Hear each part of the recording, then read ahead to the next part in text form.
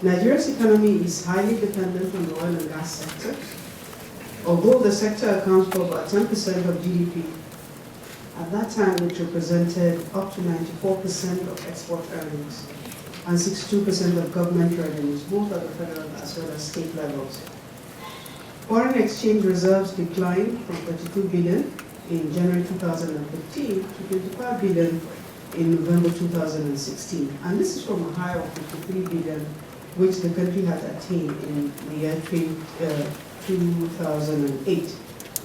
As a result of this, the Naira depreciated sharply, losing almost half of its value against the US dollar. Similarly, foreign direct investments declined sharply from a peak of 8.5 billion in 2011 to a low of 3.1 billion in 2015 and did not recover for a long time thereof. The Nigerian economy is characterized by structural challenges that limits its ability to sustain growth, create jobs, and achieve real poverty reduction. In addition to the high dependence on oil for economic activities, fiscal revenues and foreign exchange, we also were highly dependent on import of raw materials and intermediate goods to sustain the manufacturing sector. Our economy was skewed towards consumption rather than investment. With a GDI to GDP ratio of about 13% in 2016. So this is what we met. And we now decided that the path to economic recovery on sustainable socio-economic development has to be rapid. We developed the Economic Recovery and Growth Plan 2017 to 2020. And this plan was designed to rapidly recover the economy from the downturn that we see.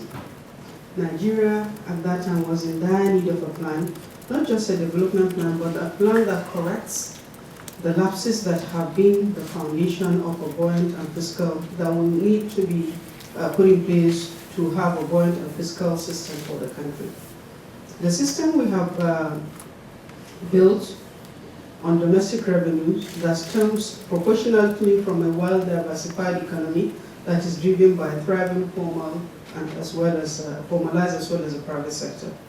The foundation that we sought to build was to be able to enable us to have a resilient enough economy with enough fiscal purpose for rainy days. Unfortunately, the recession took its toll as this were lacking. For example, Nigeria had to borrow during the recession periods to create a fiscal stimulus.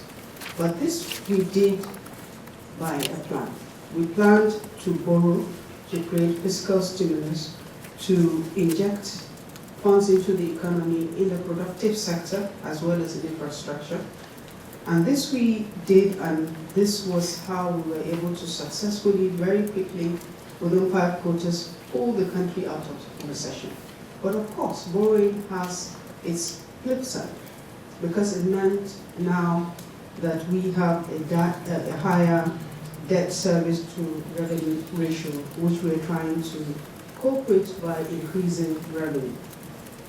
To rebuild the right foundation, the ERGP was launched to diversify the economy and create an enabling environment for businesses. Through the creation of this enabling environment, we had planned to attract private sector financing for infrastructure development as well as for industrialization. Furthermore, the plan also included clear and well-targeted goals to stabilize the macroeconomy and to invest in human capital. But most importantly, and of most relevance to our discussion here today, the ERGP included a plan to address the fiscal challenges affecting public finances at the federal level as well as at the state and local government levels, with a recognition of the need to develop a coherent, clear approach to increase revenues, optimize public expenditure, and manage public debt. We knew that an effective turnaround of the fiscal situation requires collective action by various stakeholders in an environment that is tough, but it needed to be well coordinated and multifaceted.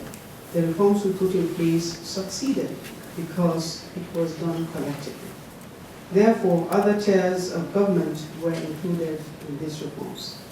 Being the third year now of the implementation of ERGP, it is important to evaluate the plan's performance and to mention to this meeting some of the achievements that have been realized today.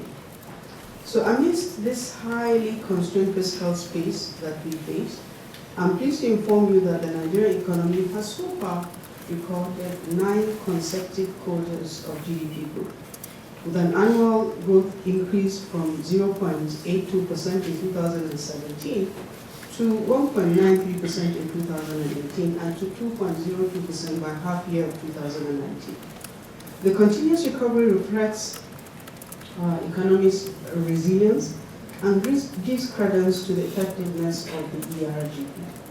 We also succeeded in reducing inflation from a peak of 18.72% in January 2017 to 11.02% as at the end of August 2019.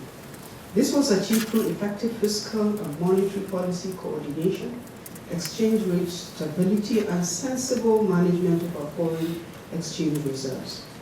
We have also been able to sustain accretion to our external reserves, which has risen from $23 billion in October 2016 to $42.5 billion by August 2019.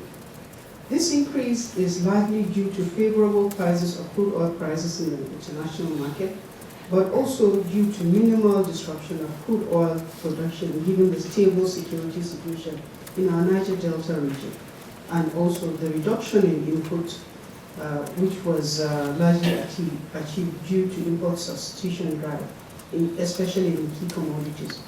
Furthermore, as a sign of increased investor confidence in our economy, there was a remarkable increase in inflows of foreign capital in the second quarter of 2019. As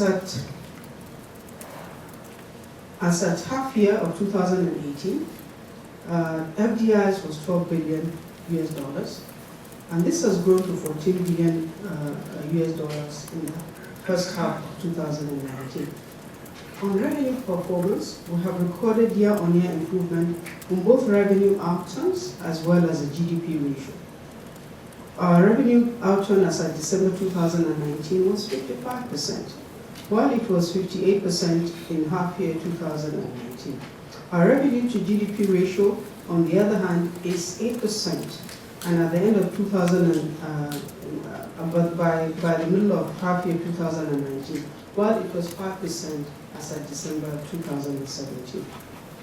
So we see a future with significant financing needs. Nigeria needs a lot of resources to actualize the aspirations of the ERGP and other development plans, which are at risk of being unfunded. Regarding the 2019 budget, as at mid-year 2019, the aggregate actual revenues was 2.04 trillion, including, this is indicating a revenue shortfall of 42% to the underperformance, and this is, we ascribe to the underperformance of both oil as well as non-oil revenue targets. Similarly, revenue shortfalls were also experienced in 2017 as well as in 2016, when the ERGP group plan was launched. And these deviations has resulted in our targeted revenue to expenditure projections not being adequately met.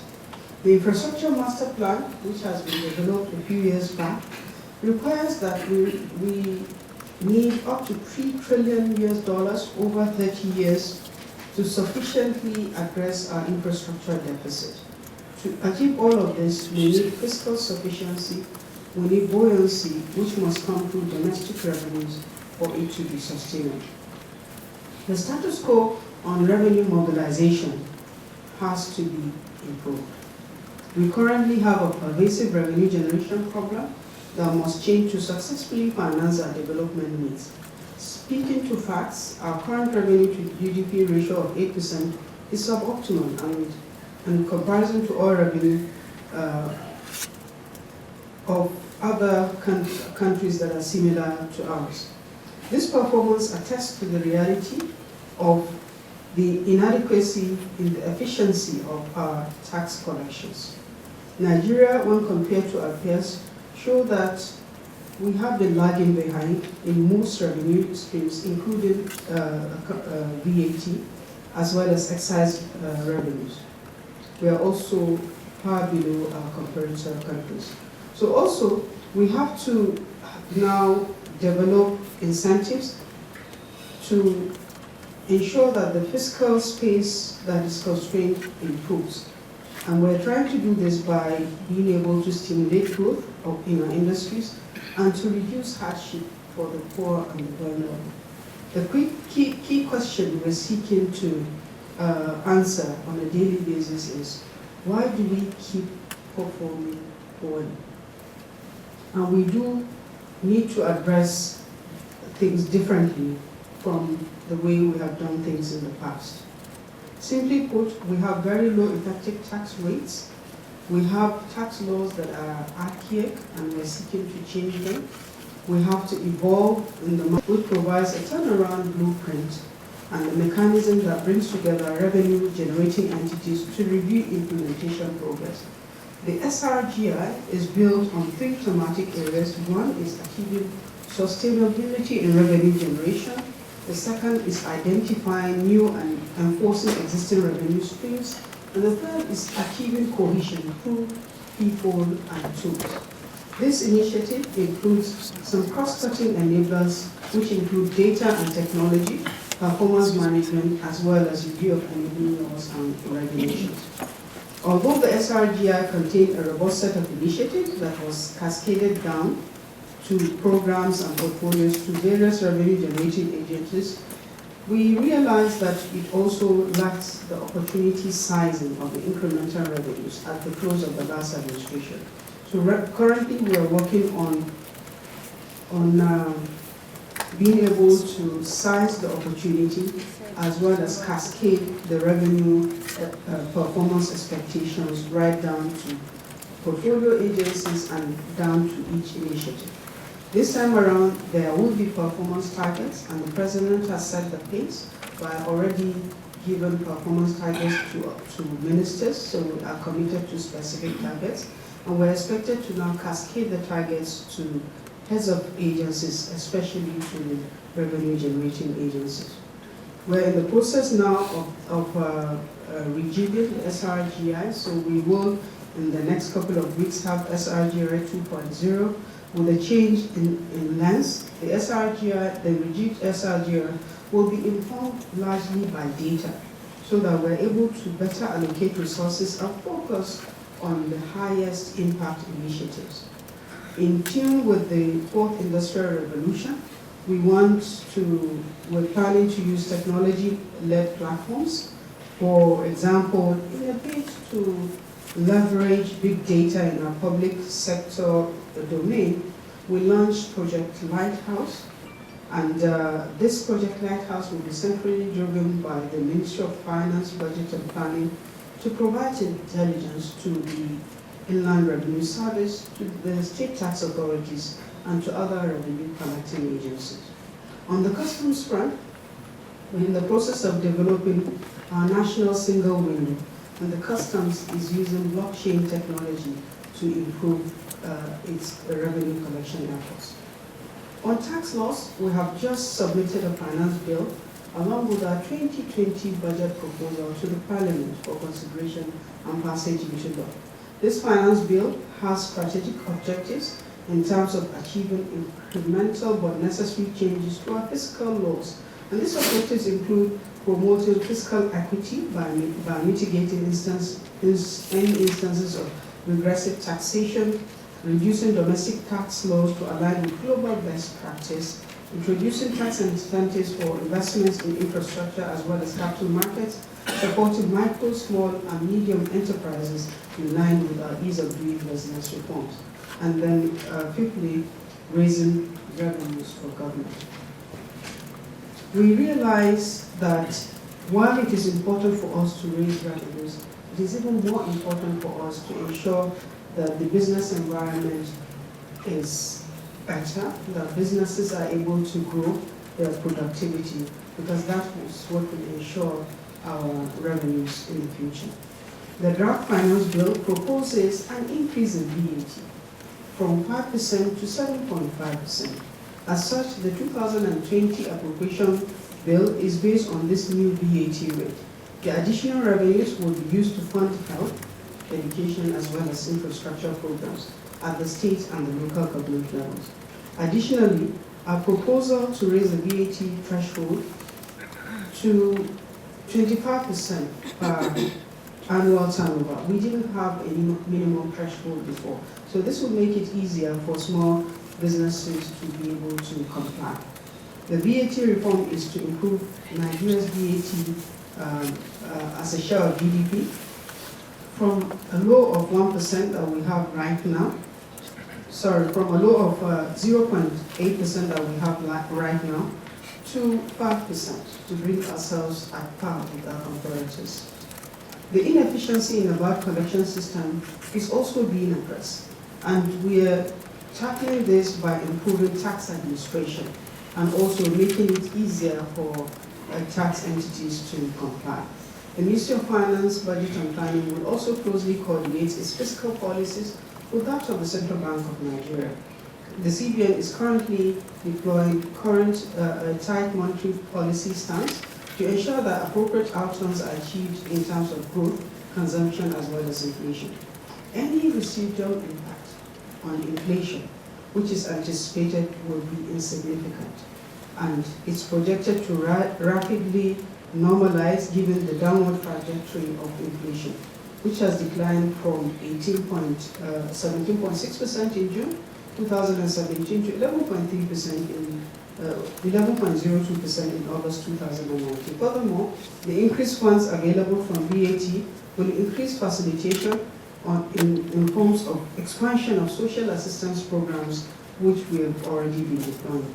Let me just conclude by saying that the SRGI, the Strategic Revenue Growth Initiative, will allow us to achieve sustainability in our revenue generation and attain set targets, as well as provide a realistic performance target that will enable us to continue to grow. It will also enable us to attain the ERGP target of 7% over the next couple of years. With additional resources, Nigeria will focus more on investments in infrastructure. Inflow of foreign capital is expected to rise to above what we have now, which is just 14 billion. And this can be done. It is not going to be easy, but it is possible. And we have the highest level of political support to make sure this happens. Thank you very much.